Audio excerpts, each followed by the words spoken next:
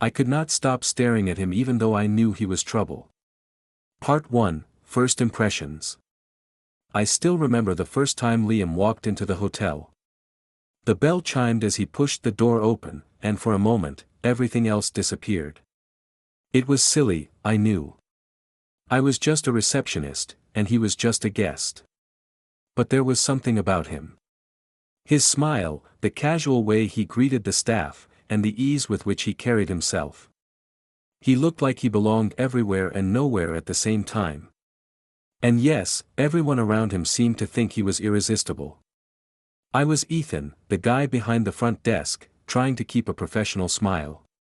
But inside, my mind was racing. Why did my heart skip when he said hello? Why did I feel this strange mix of curiosity and nervousness?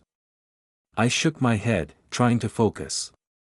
Guests came and went, and I told myself he was just another customer. But deep down, I knew it wasn't that simple. That afternoon, I saw him again, walking with a small group of friends. They laughed, joked, and I watched as he helped one of them carry a heavy bag. He had this playful charm that made everyone feel at ease.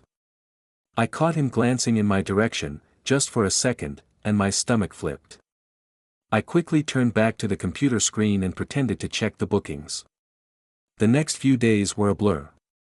Liam came by almost every day, sometimes alone, sometimes with friends.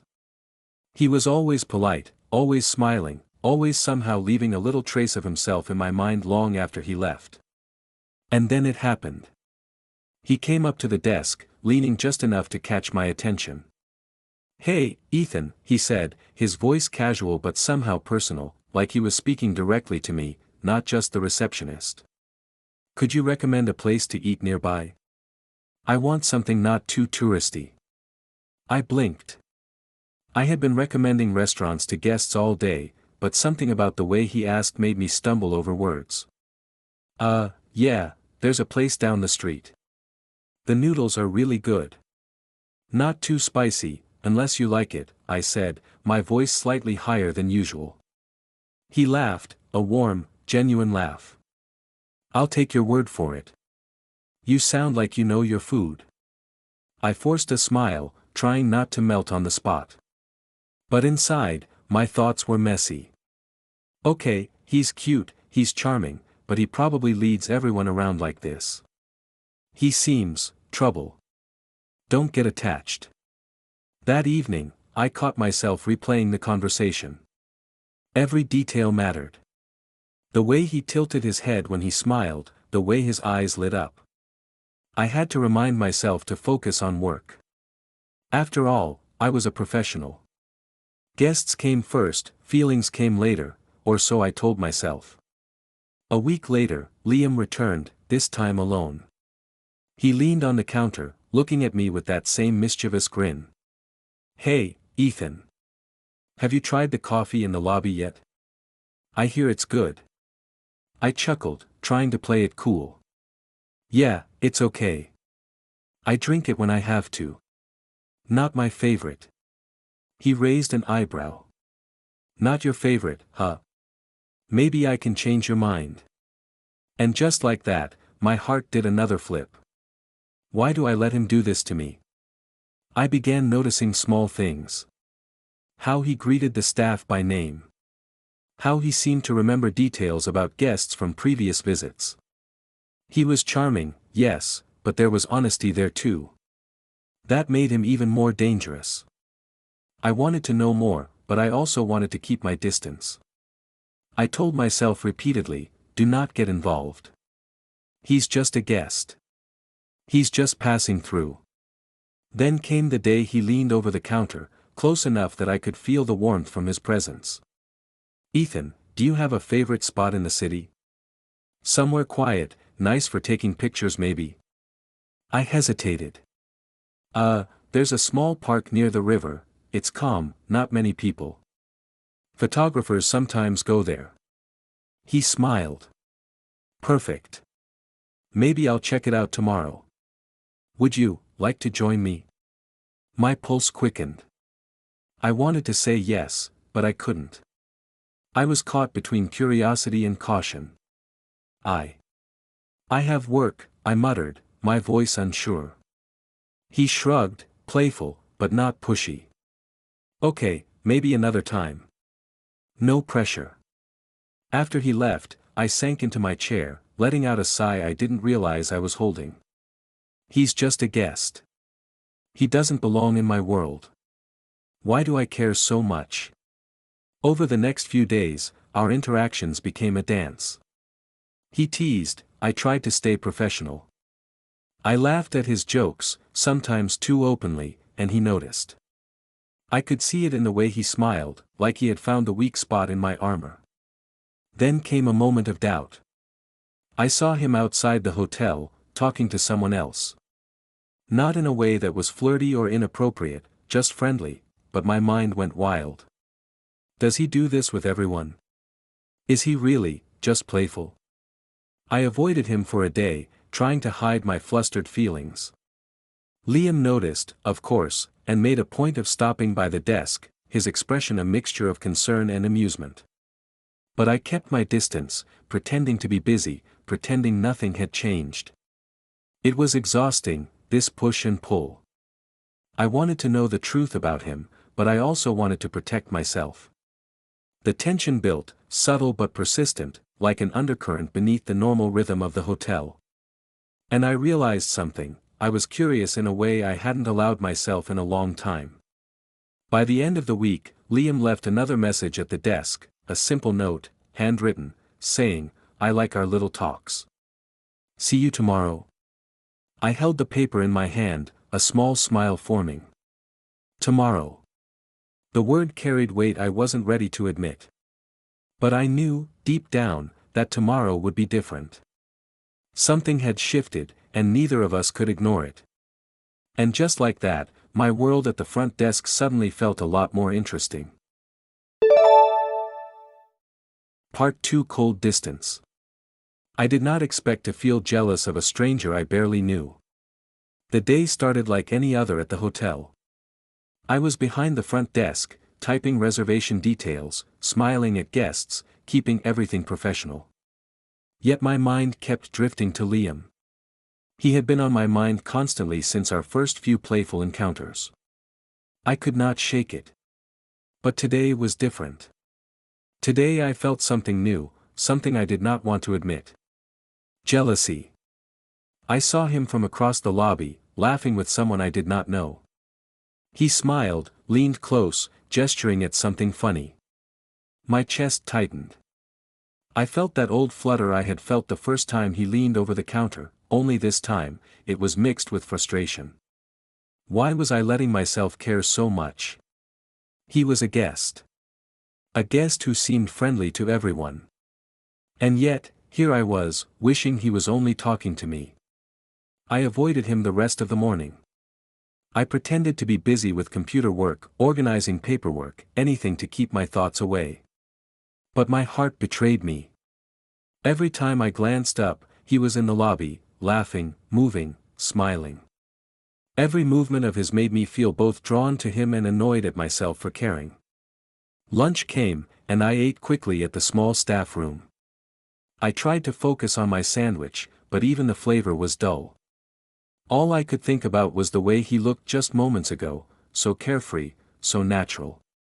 I replayed every small detail from the past week. How he leaned casually against the counter, how his eyes seemed to catch mine just a fraction of a second longer than they did with anyone else.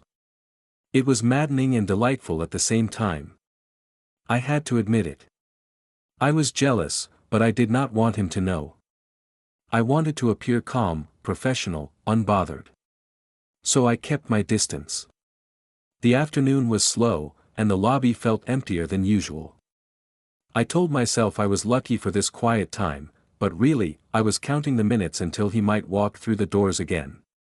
And then he did. Liam appeared, carrying a small camera bag.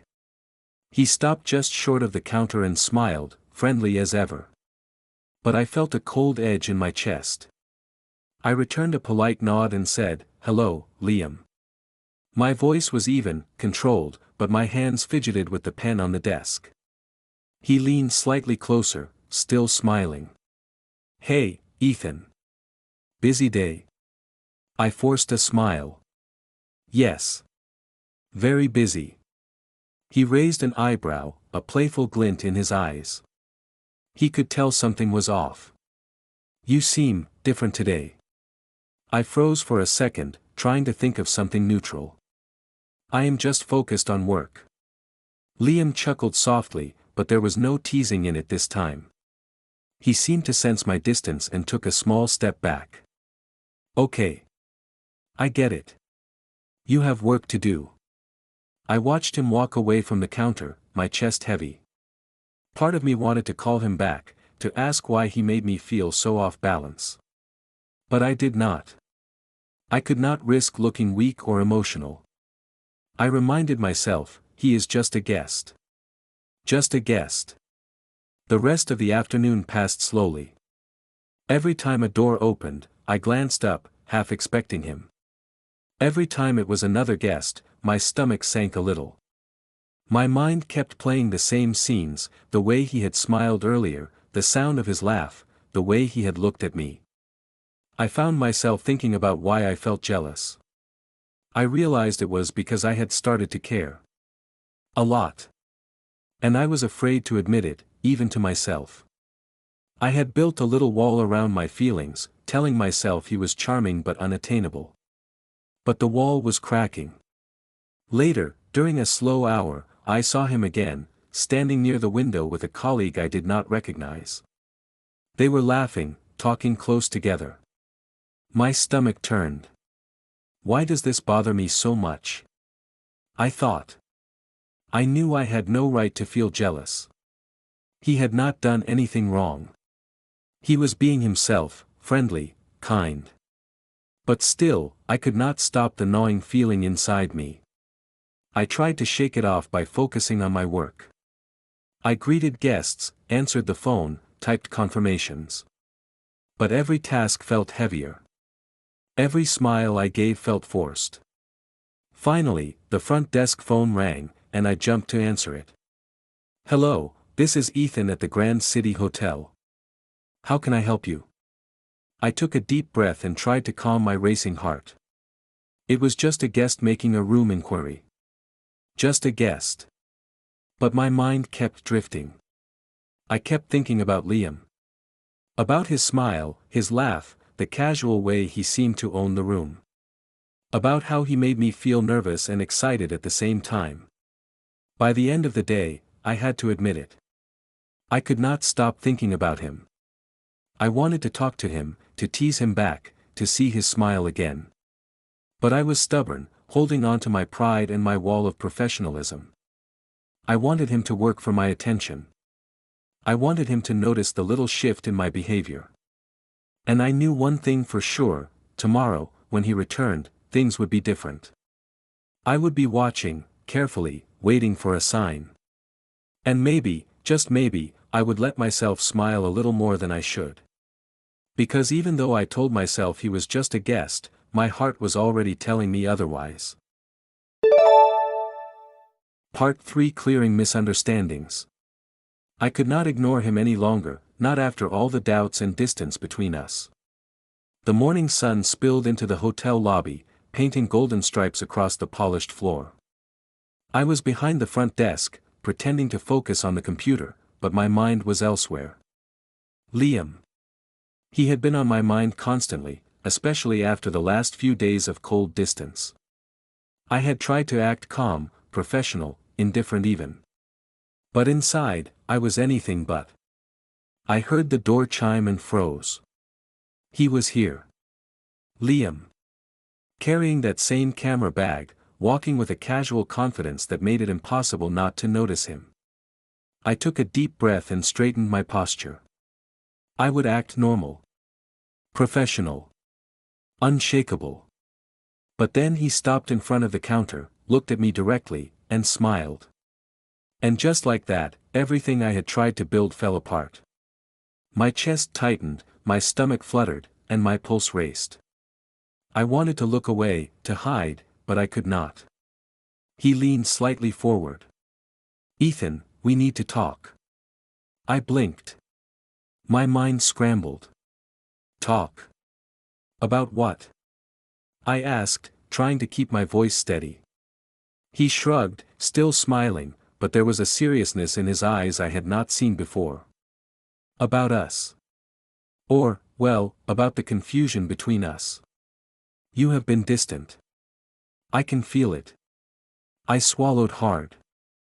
I had hoped to hide it. I had tried to act normal, to pretend nothing mattered. But apparently, he could see right through me. My jealousy, my frustration, my worry. All of it. I thought, my voice faltered. I looked down at the counter. I could feel the heat rising to my cheeks. I did not want to overreact. You talk to everyone. I did not want to make a scene. Liam laughed softly, a sound that made my chest flutter even more. I know. And I am glad you did not make a scene. But you have been cold lately, and I wanted to explain. I do not want you to misunderstand me.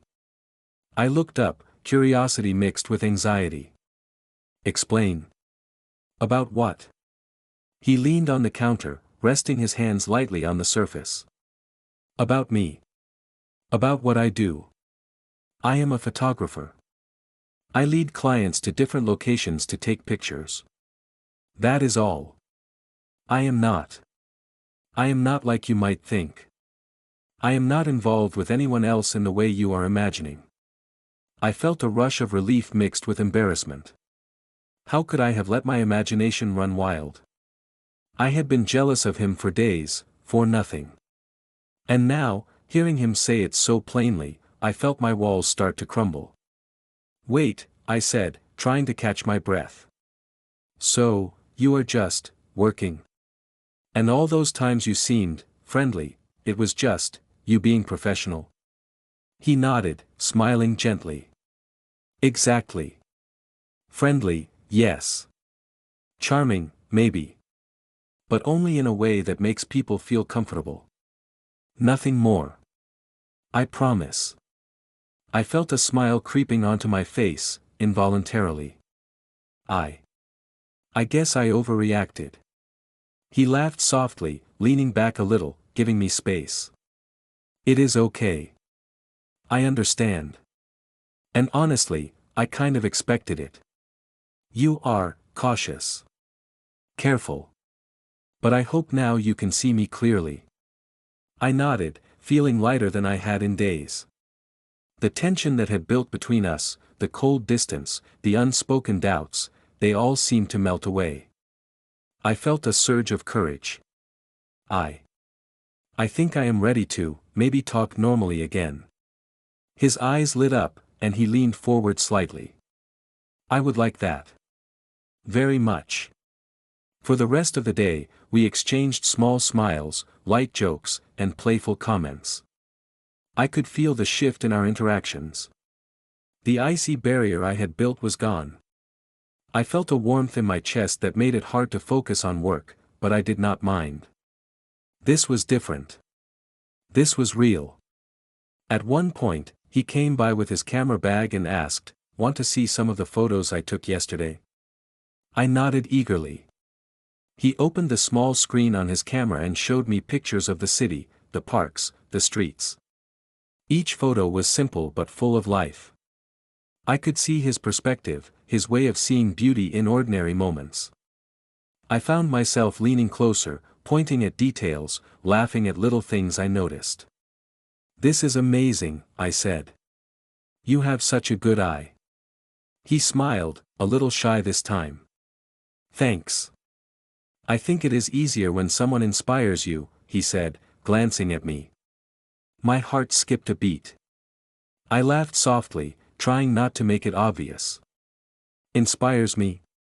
"Me?" "Yes, you. You make work feel less lonely. You make me look forward to coming here." I felt heat rising to my cheeks again. I wanted to say something clever, something that would show him I felt the same way. But words escaped me.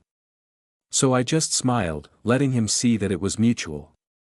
The rest of the afternoon passed in a blur of light conversation and laughter. He made little jokes, I returned them. He teased me about small things, I teased back. Each interaction built a new rhythm between us, playful and easy. By the time the evening came, the lobby was quieter. I looked at him, standing near the exit, and realized I wanted him to stay a little longer. To talk a little more. To continue this playful dance that had started days ago. And then he smiled at me, that same mischievous, charming smile from the first day, and said, "Tomorrow, want to show me your favorite coffee spot?" I felt my chest tighten, my stomach flutter. I nodded, a genuine smile spreading across my face. Yes. I would like that. He winked, turned, and left the lobby. I watched the door close behind him, feeling a mix of excitement and anticipation. For the first time in days, I felt calm, confident, and happy. I had finally understood him. And more importantly, he had understood me. I leaned back in my chair, a small laugh escaping me. The tension, the doubts, the cold distance, they were gone. What remained was a lightness in my chest, a thrill of anticipation for tomorrow, and the start of something new. And I knew, without a doubt, that tomorrow, when he returned, our story would continue, playful, teasing, and maybe, just maybe, the beginning of something real. Part 4 Playful Romance begins. I did not expect that a simple message could change everything between us. The morning sun filled the lobby again, but today it felt different. My chest was tight with anticipation. Liam had left early, saying he had a photography assignment outside the city. He promised he would return by the evening, but my mind would not stop imagining what could happen. I tried to focus on my work, but every time the door chimed, I glanced up, half hoping, half worrying. The lobby felt emptier without him. I realized how much his presence had become part of my daily rhythm. Each smile, each joke, each playful glance, it was all missing now. By noon, I was checking my phone more than usual. I told myself it was professional, maybe checking emails. But really, I was hoping for a message from him. And then it came. A simple text appeared, "Hey, Ethan. Hope your day is going well. Can't wait to see you tonight." My stomach flipped. My heart raced. Just a few words, but they carried the weight of excitement, care, and playfulness. I could not help but smile, reading it again and again. My mind filled with possibilities for tonight.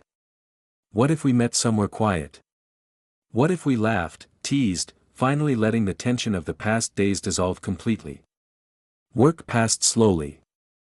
I greeted guests, answered questions, and processed check-ins. Yet, every little sound of the door chime made me jump. Every guest who approached seemed to blur into the background, because in my mind, I was waiting for him. When evening came, I saw him walking toward the lobby. My heart leaped. He carried his camera bag casually, but his eyes were searching for me. When he saw me, his smile widened, and I felt my chest tighten in that familiar, thrilling way. "Hey," he said softly, leaning slightly on the counter. "Did you miss me?"